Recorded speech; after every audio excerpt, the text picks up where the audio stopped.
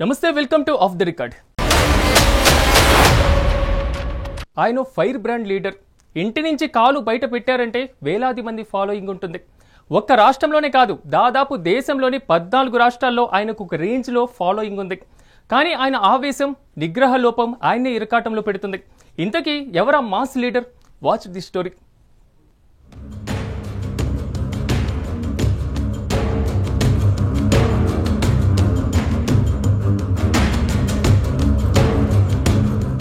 రాజా సింగ్.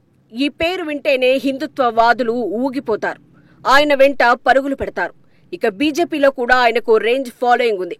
అయితే ఓ నిర్ణయం తీసుకోవడం, వెంటనే మార్చుకోవటం రాజా సింగ్ నైజంగా మారింది. గతంలో ఆయన చాలాసార్లు రాజీనామాపై ప్రకటనలు చేశారు. ఆ తర్వాత విత్డ్రా చేసుకున్నారు.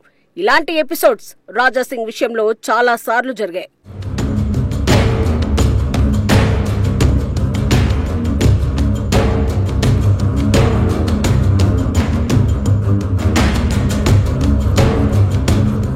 కొద్ది రోజుల క్రితం బీజేపీకి రాజీనామా చేశారు రాజా సింగ్. తెలంగాణ బీజేపీ అధ్యక్ష పదవికి ఎన్నికలు జరిగే సమయంలో ఆయన నామినేషన్ వేయడానికి వచ్చారు. అయితే ఆయన అనుకున్నది జరగలేదు. ఆ సమయంలో కొందరు బీజేపీ నేతలు రాజా సింగ్ మీద అసహనం వ్యక్తం చేశారు. ఇది జరిగిన తర్వాత ఆయన కోపం కట్టలు తెంచుకుంది. వెంటనే బీజేపీకి రాజీనామా చేస్తున్నట్లు ప్రకటించారు. అయితే తన ఎమ్మెల్యే పదవికి మాత్రం రాజీనామా చేయలేదంటూ మెలికపెట్టారు.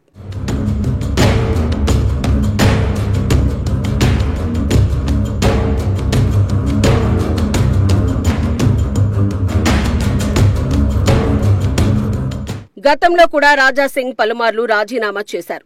ఓసారి పార్టీని వీడారు. మరోసారి బీజేపీ అధిష్టానమే రాజా సింగ్ ను పార్టీ నుంచి బహిష్కరించింది. ఆ తర్వాత ఎన్నికల ముందు తిరిగి పార్టీలోకి తీసుకుంది.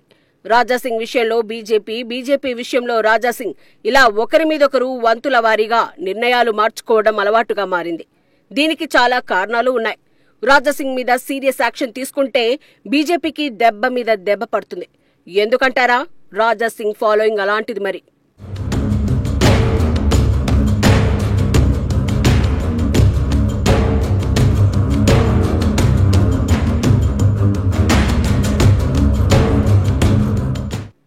రాజా సింగ్ ఒక్క తెలంగాణలోనే కాదు, కర్ణాటక, మహారాష్ట్ర, ఒడిశాతో పాటు హిందీ రాష్ట్రాల్లో ఆయనకు విపరీతమైన ఫాలోయింగ్ ఉంది. ఆయన ఏదంటే అది.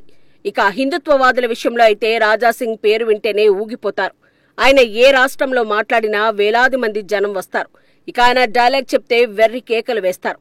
అలాంటి రాజా సింగ్ మీద చర్యలకు బీజేపీ కేంద్ర పెద్దలు ఓ రకంగా భయపడతారు.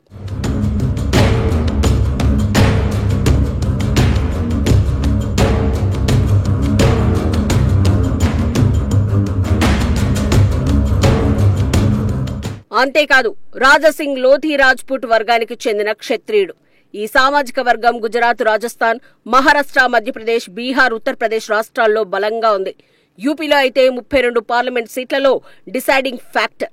రాజా సింగ్ మీద ఈగ వాలినా ఆయన సామాజిక వర్గం ఊరుకోదు. వీరికి తోడు హిందుత్వవాదులు. అందుకే బీజేపీ పెద్దలు రాజా సింగ్ మీద చర్యలకు తొందరపడరు. బాగా ఆచితూచి నిర్ణయం తీసుకుంటారు.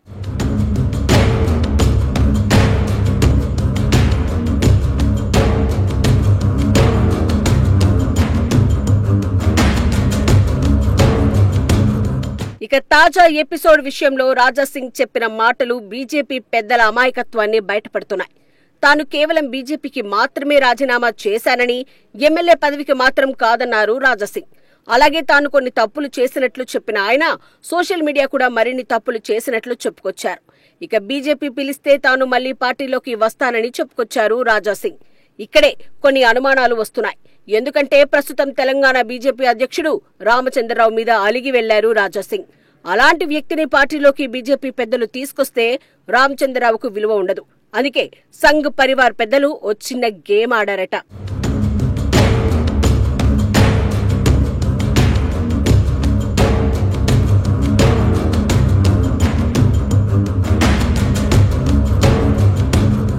సంఘ్ పెద్దలు ఆడిన గేమ్ ఒక్కటే.